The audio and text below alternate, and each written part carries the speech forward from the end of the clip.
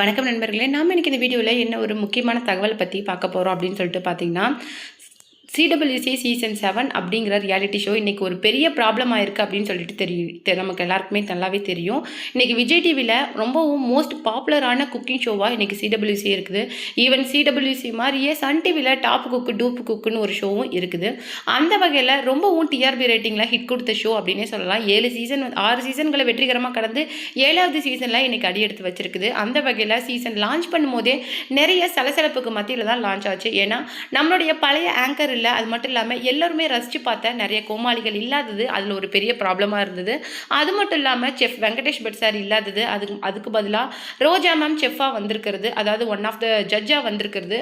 அப்புறம் குக்கிங்க்கு 2 பர்சன், அதாவது இது வரைக்குமே ஒரு பர்சனாக தான் குக்கிங் இருப்பாங்க. ஒரு குக்கு ஒரு கோமாளி இருப்பாங்க. பட் இப்போ 2 குக்கு ஒரு கோமாளி அப்படின்னு சொல்லிட்டு சீசனே வந்து ஃபுல் அண்ட் ஃபுல் வந்து புதுசாக லான்ச் பண்ணியிருந்தாங்க.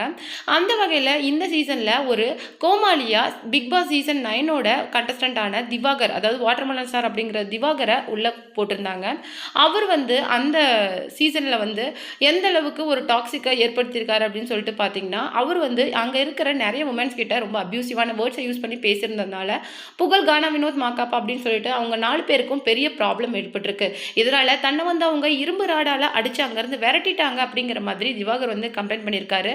அவர் தாக்கப்பட்டு காலில் நிறைய காயங்கள் இருக்கிறதையும் வந்து மீடியா கிட்ட காமிச்சிருக்காரு. அது மட்டும் கிடையாது, நிறைய யூடியூப் சேனல்ஸ்க்கு ஒரு பக்கம் வந்து விஜய் டிவியில் பண்ணுற நிறைய விஷயங்களை வந்து ஓப்பனாக சொல்லிட்டு இருக்காரு. மாக்காப்பாவும் புகழும் குடிச்சிட்டு தான் ஷோ பண்ணுறாங்க. அது மட்டும் இல்லாமல் நிறைய பொண்ணுங்க கிட்ட வந்து அன்கம்ஃபர்டபுளாக பிஹேவ் பண்ணிட்டு இருக்காங்க. அவங்க வந்து என்ன சொல்கிறாங்க, அந்த மாதிரி நிறைய விஷயங்களை அவர் சொல்லிட்டு வராரு. அந்த வகையில் இன்னைக்கு மாக்காப்பா சொன்ன விஷயங்களுக்கு ஆதரவாக நிறைய விஜய் டிவி செலிபிரிட்டிஸ் வந்து பேசிட்டு வராங்க. இந்த வகையில் நம்ம ஈரோடு மகேஷ் வந்து பேசியிருக்க விஷயம் தான் இன்னைக்கு சமூக வலைதளங்களில் மிகவும் வைரலாக போயிட்டு இருக்கு. அவர் என்ன சொல்லியிருக்காரு அப்படிங்கிற விஷயத்தை நாம் இந்த வீடியோவில் டீட்டெயிலாக பார்க்கலாம். வீடியோக்குள்ளே போகிறதுக்கு முன்னாடி நீங்கள் நம்ம சேனலுக்கு புதியவராக இருந்தால் மறக்காமல் நம்ம சிபி ட்ரெண்டிங்கை சப்ஸ்கிரைப் பண்ணி ஃபாலோ பண்ணிக்கோங்க. வாங்க வீடியோக்குள்ளே போகலாம். எனக்கு இந்த விஷயத்த ஃபர்ஸ்ட் ஆஃப் ஆல் கேட்கும்போது அவ்வளோ கோவம் வந்தது. ஏன்னா நிஷா வந்து உண்மையிலே என்னுடைய அப்படியே சிஸ்டர் மாதிரி. அந்த அளவுக்கு நிஷாவுக்கும் எனக்கும் ஒரு பாண்டிங் இருக்குது. அந்த கேபிஒய் செட்லேயே நிஷா வந்து ஈஸியாக எல்லாரு கூடயுமே கனெக்ட் ஆகிடுவாங்க. அந்தளவுக்கு ஜோவியலான, கைண்ட்ஃபுல்லான, ஹெல்ப்ஃபுல்லான பர்சன் 2 பேருமே. நிஷாவும் சரி, அவங்களுடைய ஹஸ்பண்ட் ரியாஸும் சரி, எங்களுடைய ரொம்ப ஒரு க்ளோஸான ஒரு ஃப்ரெண்ட்ஸ்னே சொல்லலாம். ஆனால் அவங்களுக்கு இந்த ப்ராப்ளம் வந்திருக்குது. ஃபைனலாக வந்து அவங்க வந்து மாக்காப்பாக்காக இந்த விஷயம் நான் ஓப்பனாக வெளியில் பேசியிருக்காங்க அப்படின்னு நினைக்கும் போது எனக்கு ரொம்ப சந்தோஷமாக இருக்குது. அதாவது ஒரு பர்சனை பற்றி, சொசைட்டியில் ஒரு நல்ல அந்தஸ்துள்ள ஒரு பர்சனை பற்றி தப்பாக பேசுறது அப்படிங்கிறது யாராலையுமே ஃபஸ்ட்டு ஏற்றுக்க.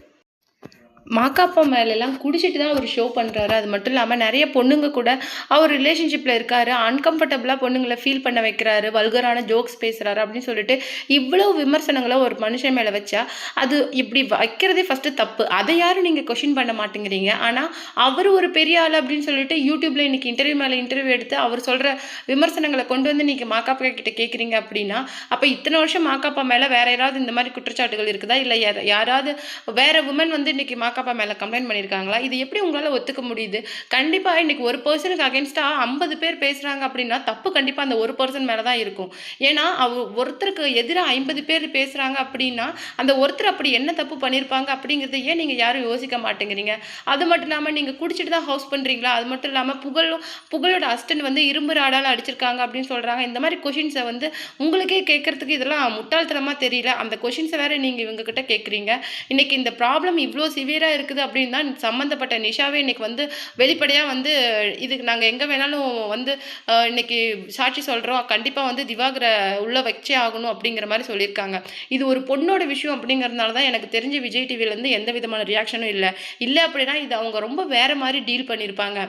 கண்டிப்பாக ஃபைனலாக நிஷாவே ஓப்பனாக இந்த விஷயத்தை பேசினதுக்கு அதுக்கே ஒரு பெரிய இது சொல்லணும். ஏன்னா இன்றைக்கி மாக்காப்பா இவ்வளோ பெரிய ரிஸ்கில் இருக்கிறாருங்கிறதுக்காக தான் அவங்க இந்த விஷயத்தை இவ்வளோ ஓப்பனாக பேசியிருக்காங்கன்னு நான் நினைக்கிறேன் அப்படின்னு சொல்லிட்டு இந்த விஷயத்தை பற்றி ஈரோடு மகேஷ் வந்து ரொம்ப ஓப்பனாக பேசியிருக்காரு.